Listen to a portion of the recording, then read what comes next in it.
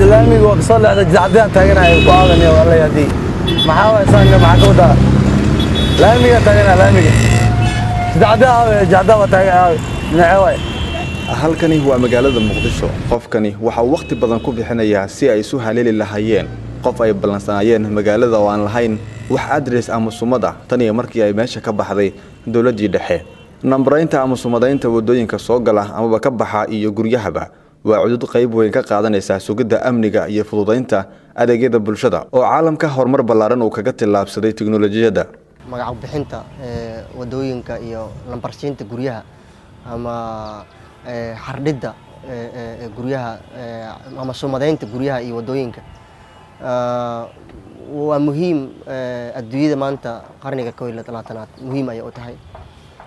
ganacsiyada isbedelayo nolosha isbedelayso maanta haddii aad rabto in aad ka dirsato wadan kale buug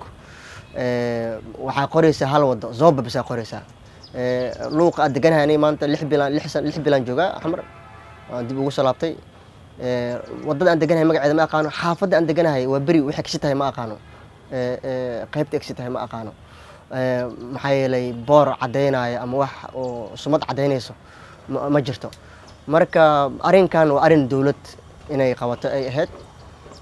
dawladeeni waa ku feena waa dhaceena wali dhismaheedii lagu jiraa laakiin bulshada ay mas'uuliyad ka saaran tahay in wadadii magac loo sameeyo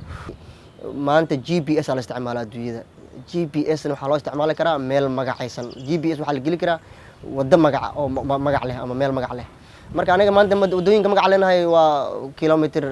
30 kilometer 4 iyo Zobe lambar 4 kuwaasa magac noo ah waxa ka soo haro waa cida dirta cida shiiqaasha iyo laabka jaamac jiisi waxaasna magac oo iyo iyada xataa official ma hadii iyada xataa official noo haleed oo magacyadaasi oo aan isku magacaabeyno iyada xataa official ma marka waxaan leeyahay aniga muhiim ay u tahay nolosha ganacsiga oo maanta Muqdisho iyo Soomaaliya koraayo muhiim ay u tahay amniga muhiim ay u tahay meel qayb kasta oo nolosha laga fiiriyo muhiim ay u tahay maanta marka laga soo tago in saameynta calaamad la'aanta deegaanka cid kasta ay ku baahday haddana waxay si toos ah markasta u wajahdaa gaadiidka gaarka degdega ah iyo kuwa degdegsiada oo dhibaato fara badan ay ka haysato sumad la'aanta deegaanka maxaa caqabad ah oo hortaagan in la sameeyo tilaabadan si loo fududeeyo adeegyada muhiimka u ah bulshada yeysa tahay in tilaabadan ay ku dhaqaaqaan haddii mesela magaalada meel dab uu ka kaco kale oo la yiraahdo loo soo sheego qolada dibdamiska adres ay aadan mala xaafad hebel guri hebel ka soo laabay oo naqanay haddii qof aad u xanuunsan ambulance oo u baahdo sidoo kale naqanay hore waa u jiri jirtay in magaalada waa yareed wax loo baahan yahay 3 sano ka hor qolaha soo jeedisa ogaay oo qareen ah inay sameeyaan maaqa mashruucaas meesha ku dambeeyay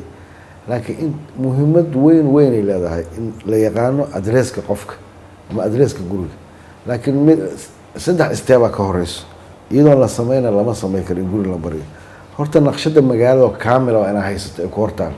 haddaadan magaalada naqshadeeda haysan ma sameey kartid haddii aad magaalada naqshadeeda hesho talabaad ku qabsanay waxa way jidadku magac ma leh numberna ma leh laamiga jid kastoo ka leexana in laamigaas markaa marta 12 ka leexo 13 jid cadda hadda waxa lagu leeyahay marka store hebel aad aragto 3 jid bidix bax kadib guriga oo tanaarku agyar ma iska laabo ma ah koow marka waa in magaalada naqshadeeda la helo mar labaad waa in jidadka magac iyo number la siiyo jidadka magacna ma leh numberna ma leh talaab saddexaad waa in aad keento dad aqoon u leh shaqadaas shaqo kasta professional noqota adduunka aniga adiga sameeyna la yiraahdo xataa inta sana la siiyo ma sameey karto taas marka la helo waxa laga fikiraa marka intaas waa haystaa suuragalnimada lagu fulilahay magaalada waa ogtaa waa magaalada dagaal ka dhacay guri badan ma wada deganaba daa number iska siiso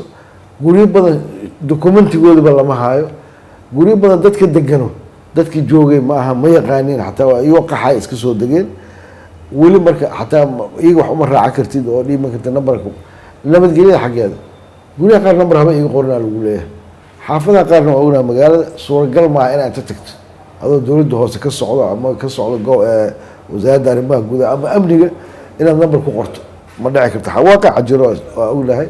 ama marka hore laga hor istaaga ama caawa la tira ama qof kasta leeyahay ka tir guriga number ku yaal dhibaatooyinkaas badan hadda jiro dunidana aynu ku nool nahay marba marka ka dambeeysa waxa ay ku tilaabsataa horumaro ay saldhig u tahay tiknoolajiyadu qofkuna si fudud ayuu ku tagi karaa halka uu doono isagoo adeegsanaya GPS uu gelinayo nambarka goobta uu rabo.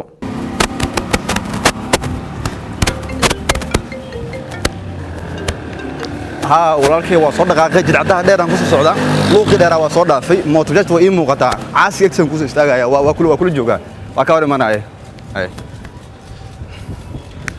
tan waxay ka mid tahay mid ka mid ah dhibaatooyinka ugu baahan dadka bulshada haysata tusaale ahaan qofkii u baahan inuu qof kale la kulmaayo waxa waqti badan ku bixinaya sida uu ku haleeli lahaa halka uu ku sugan yahay waana caqabada jirtaahay oo magaalada dhan ay haysataahay dadkuna ay ka cabanayaan inta badan